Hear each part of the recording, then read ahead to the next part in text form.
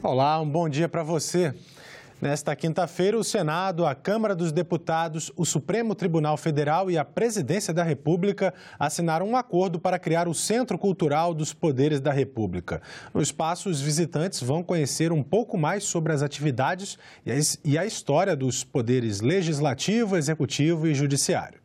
A assinatura desse convênio, que com absoluta certeza vai entrar para a história como a junção dos três poderes da República na defesa da cultura nacional.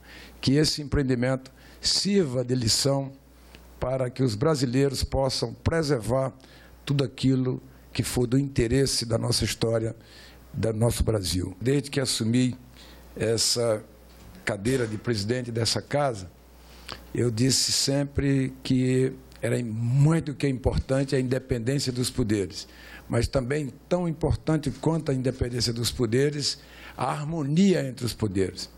E eu acho que hoje é um ato que a gente registra para a história do Brasil.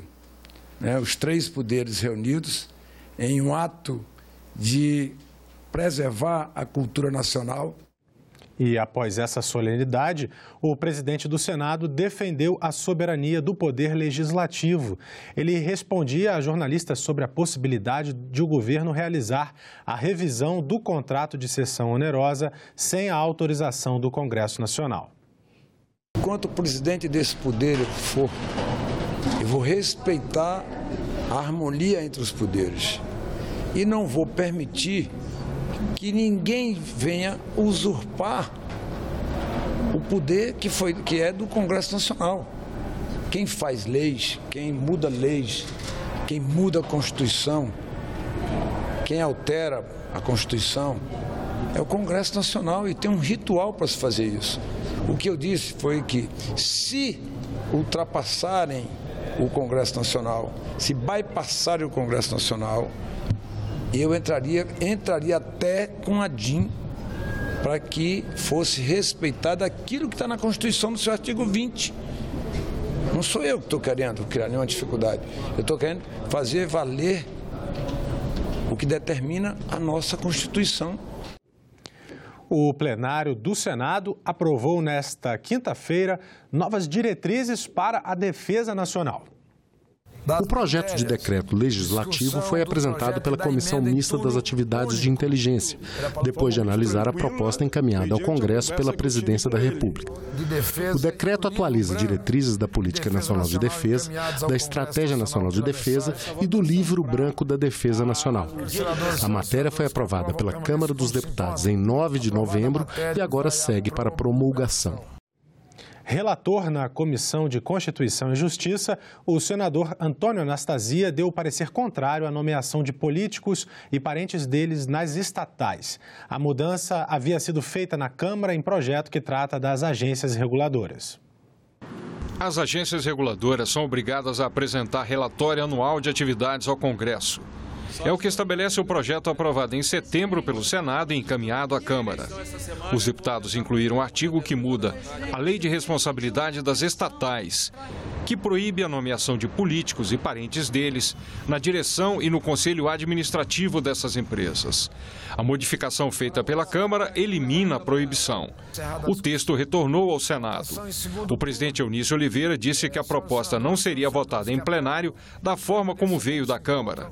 Nessa quinta-feira, analisando as emendas feitas pela Câmara, o relator na Comissão de Constituição e Justiça deu parecer contrário à liberação de nomeações de políticos nas estatais. Não pode ser aceita a revogação dos dispositivos da lei das estatais, que estabelecem regras de vedação à nomeação de pessoas com vínculos políticos ou partidários para a diretoria de empresas estatais promovidas pelo artigo 54, inciso 9 do substitutivo. Opina-se pela rejeição dessa modificação por duas razões. A primeira é que o projeto, em sua versão original, aprovado pelo Senado, não trata das empresas estatais, mas apenas agências reguladoras. Não caberia no presente projeto fazer modificações na lei das estatais não relacionadas às agências reguladoras. Segundo lugar, essa modificação acabaria com os principais avanços à lei das estatais, que constituiu em vedar nomeação de dirigentes por razões político-partidárias, inclusive familiares de pessoas que ocupam cargos políticos. Uma das finalidades centrais da lei das estatais foi estabelecer critérios mais rígidos para a nomeação de dirigentes, em busca de maior impessoalidade, eficiência e transparência nas atividades dessas empresas.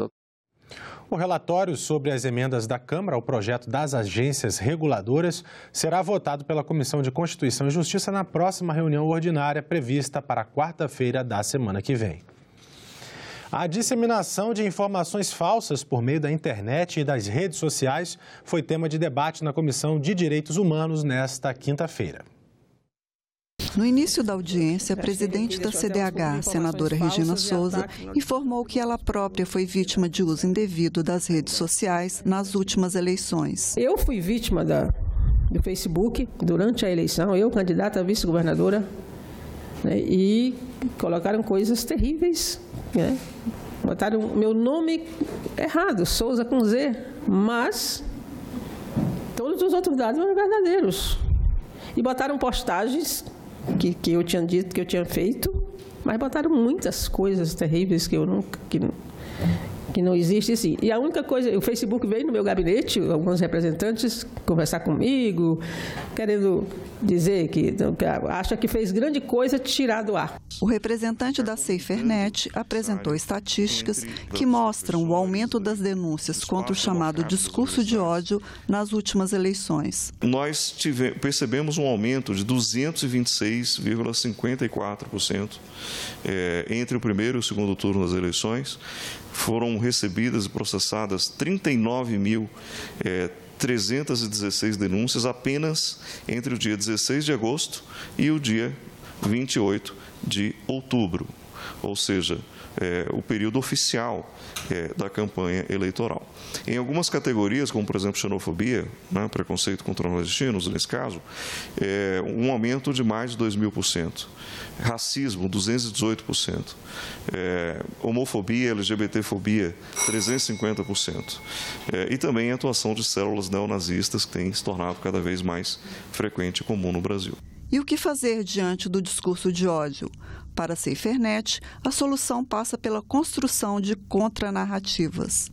Nós nos unimos aí ao Unicef e ao Google.org e lançamos essa iniciativa chamada Chama para Conversa, uma campanha que foi lançada em janeiro desse ano e que procura mobilizar jovens, né, um laboratório de produção de contranarrativas. Você tem tanto conteúdo de ódio, negando, inclusive, né, direitos humanos fundamentais, negando o valor da diferença, o valor da diversidade como pilares estruturantes de uma sociedade democrática, é preciso que esses feeds, né, eles sejam ocupados com conteúdo, com contranarrativas e com conteúdo positivo. Outros participantes da audiência cobraram a atuação da Justiça Eleitoral e a responsabilização das plataformas sociais. Infelizmente, a gente teve também, na minha perspectiva, uma Justiça Eleitoral que se manteve praticamente inerte diante da enxurrada de fake news que a gente vivenciou.